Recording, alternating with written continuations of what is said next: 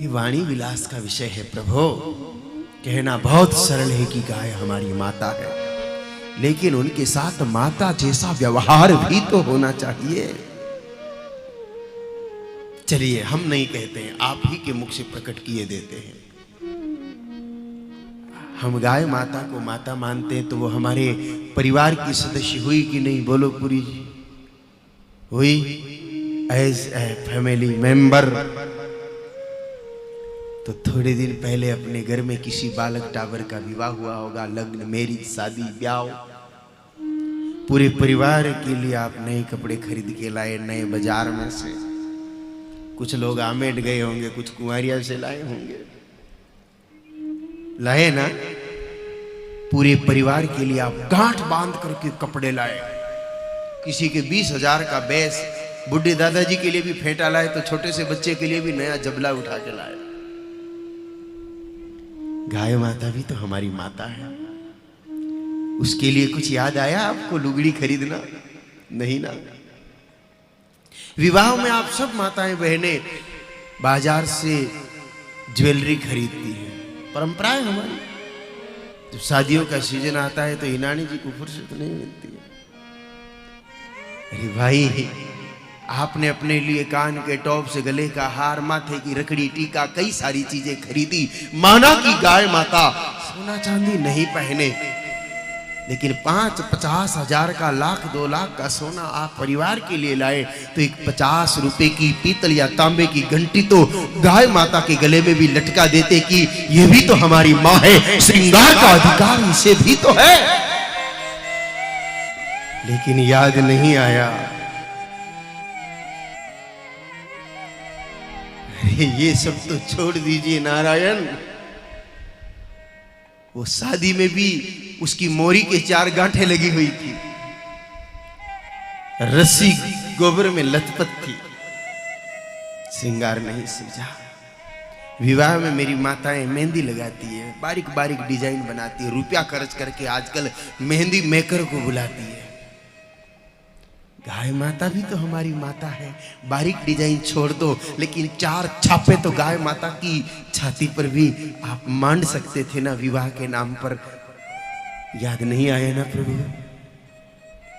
शादी में आप 4 दिन तक लड्डू, मिठाई, गुलाब जामुन, बर्फी, चमचम, रस ले लेके झीमते रहे।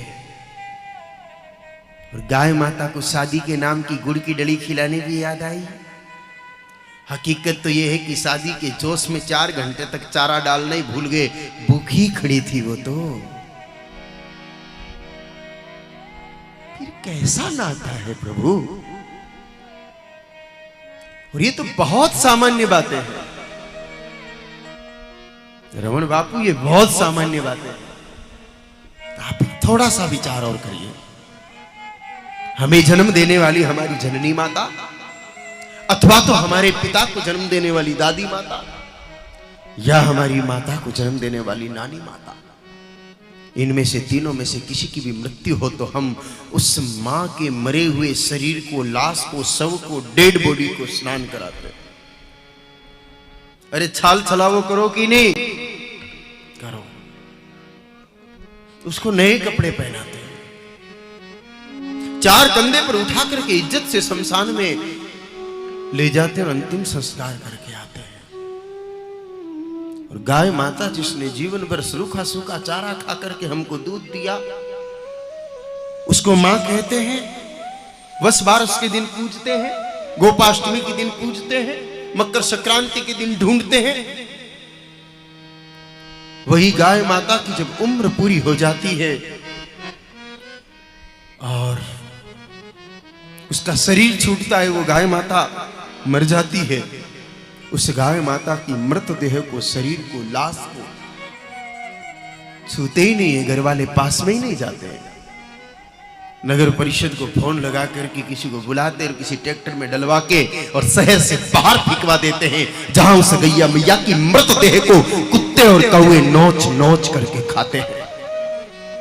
और धर्म की बात आती है तब हम खड़े हो जाते हैं कि गाय हमारी माता है।